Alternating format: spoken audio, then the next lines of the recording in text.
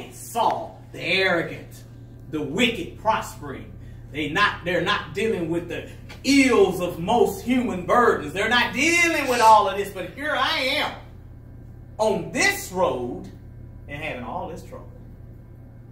See, people will look at you and say, you know what, I'm going to serve the Lord, but I'm going to do it in my time.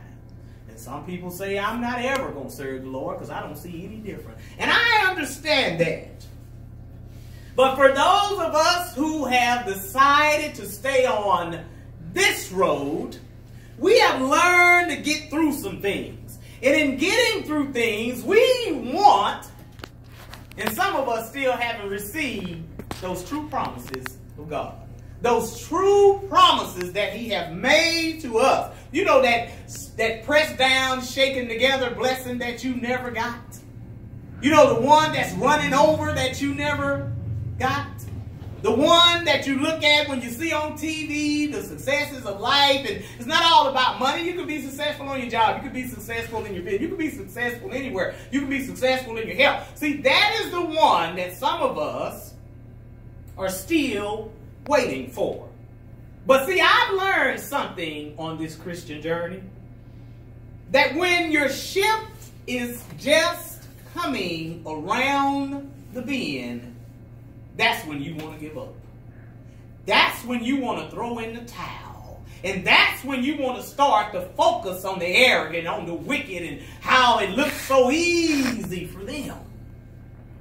See, that's a clue to you that your ship is just around the bend.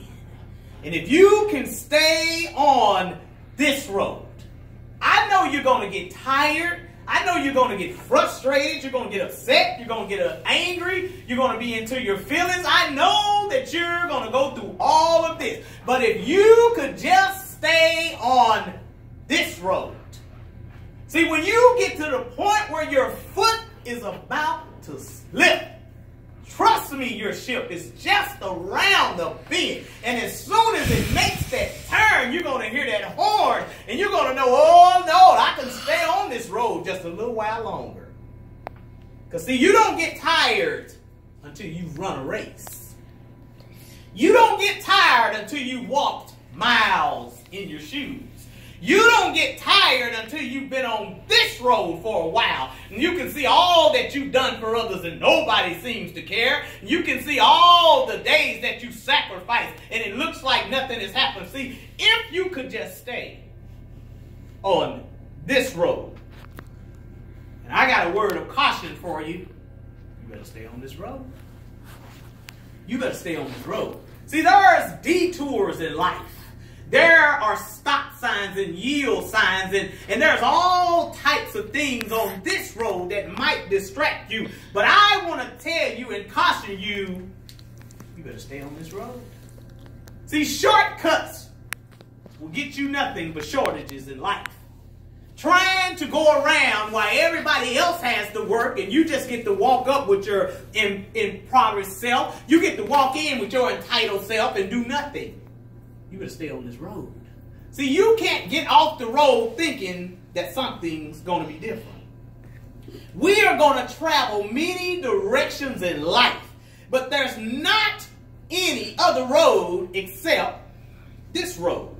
And I know it's going to take time for you to build a relationship with God because you're used to doing it your way. You're used to being in charge and you're used to being independent. But I want to caution you to stay on this road. Because see, if you get off this road, you don't understand what's behind the trees. You don't understand what's on the other side of the mountain. You don't know what's on the other side around the curve that you can't see. But if you stay on this road, see, this road is different from any road that you've traveled. And I know sometimes in life you want to give up. And I know sometimes in life you ask yourself, what am I doing this for? Why am I doing this when I receive nothing for it? And I want to let you know that when you get to that point, that's when you know your ship about to come in. Because see, the devil wouldn't be trying to attack your mind. He wouldn't be trying to attack your body. He wouldn't be trying to attack your success if he didn't know how close your ship was about to come in. See, that's the part of it. You can't hitchhike down this road. You can't hitchhike into another part of life and think you're going to get there. You got to walk the pace like everybody else. You got to walk this road that was traveled by our forefathers of the gospel. The faith that they had, that they knew in the end that Christ was going to see them through. They knew in the end that God was going to see them through. See, it was good for them, and it's good enough for you. You would hear this young generation tell you, don't take all that. You guys are old school, and y'all want to do it the old way. And the entitled think, again, that they don't have to do anything. That everything is right there for them, like we call this microwave society. They feel like that's not necessary. But I come to tell you, on this road, you're going to have to endure some patience. You're going to have to endure some long suffering, some meekness and temperance. You're going to have to endure some of those things on this road. But most young people, the millennials, think you can Google everything on your, have to pronounce it, iPhone. I can get it through Google Maps. Let me Google it on my, have to pronounce the phone, iPhone. See, this road has nothing to do with the phone. This road has nothing to do with Google Maps. Because you can't get there through Google Maps on this phone, on this road. You can't get there Googling your way through life on this road. See, this psalmist understood a lot. He understood the things that it was going to take to stay on this road. And it wasn't going to take you focusing on the wicked. It wasn't going to take you focusing on how free they appear to be. See, you got to focus on God. You got to focus on your own journey. You got to focus on what he's called you to do on this road. I'm not speaking of a road, any other road. I'm speaking of this road. And we look at verse 28, and the psalmist says in verse 2, but as for me, my feet had almost slipped. I had nearly lost my foothold.